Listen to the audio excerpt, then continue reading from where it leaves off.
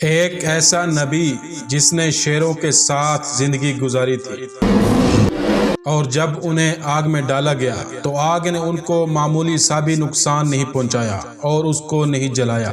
آپ کو ہم اس ویڈیو میں ایک ایسا واقعہ بتائیں گے کہ جس کو سن کر انسان تعجب کرتا ہے، کیونکہ حضرت دانیال علیہ السلام کی زندگی اس پر بہت اثر کرتی ہے۔ حضرت دانیال علیہ السلام خدا کے بھیجے ہوئے نبی تھے۔ میلاد سے 2500 سال پہلے 5ویں قرن میں بیت المقدس کے شہر میں پیدا ہوئے۔ حضرت دانیال علیہ السلام اشراف زادوں میں سے تھے۔ دانیال کا مطلب یہ ہے کہ خداوند میرا قاضی ہے۔ جب حضرت دانیال علیہ السلام پیدا ہوئے تب ان کے والد اور والدہ کی خوشی اور ذوق زیادہ مدت تک نہ رہی، کیونکہ اس زمانے میں ملک میں ایک عجیب حالات پیش آتے ہیں۔ ایک روایت کی بنیاد پر اس زمانے میں مصر کے بادشاہ نے یہودا کے بادشاہ کے ساتھ جنگ کا اعلان کیا تھا، اور چونکہ حضرت دانیال علیہ السلام اشراف زادوں میں سے تھے اور ان کی جان کو خطرہ لاحق تھا، جس کی بنا پر اس کے والدین انہیں جنگل میں لے جا کر رہا کر دیتے ہیں۔ حضرت دانیال علیہ السلام کے جو صرف چند دن کے تھے، جنگل میں انہیں تنہا چھوڑ دیا جاتا ہے۔ حضرت دانیال علیہ السلام شیروں سے بھرے ہوئے جنگل میں خدا کی امان میں چھوڑ دیے جاتے ہیں، اور وہ چیز جس کا انتظار تھا وہ پیش آتی ہے۔ شیر بہت جلدی حضرت دانیال علیہ السلام کی موجودگی کا احساس کر لیتے ہیں اور اس کے اطراف میں جمع ہو جاتے ہیں، لیکن عجیب اتفاق پیش آتا ہے۔ وحشی شیر نومولود کو کوئی نقصان پہنچائے بغیر صرف اسے زبان لگاتے ہیں اور اس کی حفاظت کرتے ہیں۔ حضرت دانیال علیہ السلام اس جنگل میں شیروں کے ساتھ کتنا عرصہ رہے کسی کو دقیق معلوم نہیں ہے، لیکن ایک مدت کے بعد ایک چوپان کو حضرت دانیال علیہ السلام ملتے ہیں، اور وہ چوپان اسے اپنی اولاد کے طور پر قبول کر لیتا ہے اور اس کی پرورش کرتا ہے۔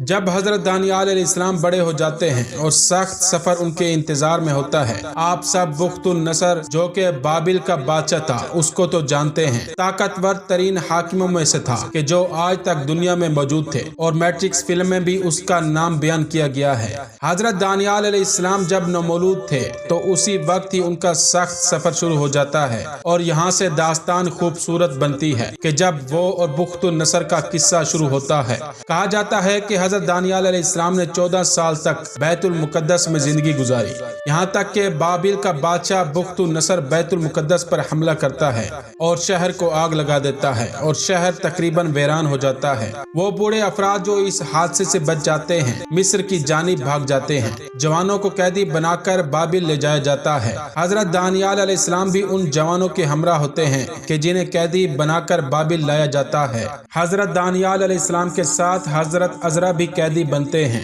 بابل کے لوگوں نے ان جوانوں کو تکلیفیں دینا شروع کر دی کہ جنہیں بیت المقدس سے قیدی بنا کر لایا گیا تھا۔ بابل کے لوگ ان جوانوں کی شکایت بابل کے بادشاہ بخت النصر کے پاس لے کر جاتے اور اس سے کہتے کہ اے بادشاہ، آپ ان لوگوں کو یہاں پر لائے ہیں، ہماری بیویاں ہم پر توجہ نہیں کرتی ہیں، اور ان کا سارا ہوش و حواس ان جوانوں پر ہے، یا ان کو یہاں سے باہر نکالیں یا انہیں قتل کر دیں۔ بخت النصر ان کی بات سننے کے بعد ان سے کہتا ہے کہ جو کچھ کرنا ہے کر لو، اس بات کا مجھ سے کوئی تعلق نہیں۔ بخت النصر اس بات کے بعد تمام جوانوں کو شہر کے میدان میں جمع کرتا ہے۔ جس وقت یہ جوان اپنی آخری سانسیں لے رہے ہوتے ہیں، بخت النصر کہتا ہے کہ رک جاؤ، مجھے وہ 4 جوان چاہیے، ان کو آزاد کرو۔ 4 جوان آزاد ہو جاتے ہیں اور بابل کے لوگ باقیوں کو قتل کر دیتے ہیں۔ ان 4 جوانوں میں ایک حضرت دانیال علیہ السلام تھے اور دوسرے حضرت عزرا علیہ السلام تھے۔ بخت النصر ان جوانوں کو اپنے محل میں لے جاتا ہے اور اپنے وزیر کو بلاتا ہے اور اسے حکم دیتا ہے کہ ان جوانوں کو خود اپنے پاس رکھو اور ان کا خیال رکھو، اور انہیں ضروری ٹریننگ دو تاکہ مستقبل میں انہیں محل میں کام پر رکھا جائے۔ اور وزیر کو حکم دیتا ہے کہ ان 4 جوانوں کو میرے ہی کھانوں میں سے کھلاؤ اور ان کو میری مخصوص شراب دینا پینے کے لیے۔ وزیر ان 4 جوانوں کو اپنے ساتھ لے جاتا ہے اور بادشاہ کے حکم کو اجرا کرتا ہے۔ وزیر شخصی طور پر خود ان جوانوں کے کام کی نگرانی کرتا ہے، لیکن حضرت دانیال علیہ السلام اور دوسرے جوان حضرت موسیٰ علیہ السلام کی شریعت کی پیروی کرتے تھے اور ان چیزوں سے پرہیز کرتے تھے جو ان کے مذہب میں جائز نہیں تھی۔ وزیر اس بات کو قبول نہیں کرتا اور ان سے کہتا ہے کہ اگر بادشاہ کے حکم کے مطابق کھانا نہیں کھاؤ گے اور 3 سال کے بعد بادشاہ آپ کو ضعیف اور کمزور دیکھے گا تو اس کی سزا مجھے بھگتنی پڑے گی۔ حضرت حضرت دانیال علیہ السلام وزیر سے کہتے ہیں کہ تم پریشان نہ ہو، ہم لوگ بہت اچھے نظر آئیں گے۔ اور حقیقت میں اسی طرح ہوا کہ جو لوگ حرام کھانا اور پینا کھا رہے تھے وہ لوگ ان نوجوانوں کے مقابلے میں کمزور نظر آ رہے تھے۔ اسی دوران خداوند عالم حضرت دانیال علیہ السلام کو خوابوں کی تعبیر کا علم عطا کرتے ہیں۔ اس کے بعد جب 3 سال گزر جاتے ہیں تب ان جوانوں کو بادشاہ کے دربار میں حاضر کیا جاتا ہے۔ بادشاہ ان جوانوں سے مختلف کام کرواتا ہے۔ یہ جوان سالوں بخت النصر کے قیدی کے عنوان سے ان کی خدمت کرتے ہیں، لیکن بخت النصر کو اچھا نہیں لگتا تھا ان جوانوں کو قیدی کی نگاہ سے دیکھیں۔ بخت النصر حضرت دانیال علیہ السلام کو خود کا وزیر بناتا ہے اور اس دوران خدا حضرت دانیال علیہ السلام کو پیغمبری مبعوث کرتا ہے۔ بابل کے لوگ حضرت دانیال علیہ السلام کی جاسوسی کرتے ہیں اور حضرت دانیال علیہ السلام کی رفتار و کردار کو دیکھ کر ان لوگوں سے برداشت نہ ہوا اور انہوں نے کوشش کی کہ حضرت دانیال علیہ السلام کو بدنام کریں اور بخت النصر کو حضرت دانیال علیہ السلام کی نسبت بدظن کریں، اور بخت النصر سے جا کر کہتے ہیں کہ اے بادشاہ، تو نے اس شخص کو خود کا وزیر بنایا ہے لیکن وہ پیغمبر کی طرح رفتار کرتا ہے۔ اس کے علاوہ وہ شراب جو آپ پیتے ہیں وہ ہرگز نہیں پیتا۔ بخت النصر اس بات کو سننے کے بعد فوراً حکم دیتا ہے کہ شراب کو لایا جائے اور حضرت دانیال علیہ السلام کو دی جائے تاکہ وہ ان کو پئیں، اور وہ چیز کہ جس کا انتظار تھا، حضرت دانیال علیہ السلام شراب نہیں پیتے تھے۔ بابل کے لوگ کامیاب ہو گئے تھے کہ حضرت دانیال علیہ السلام کو تحت تاثیر قرار دیں۔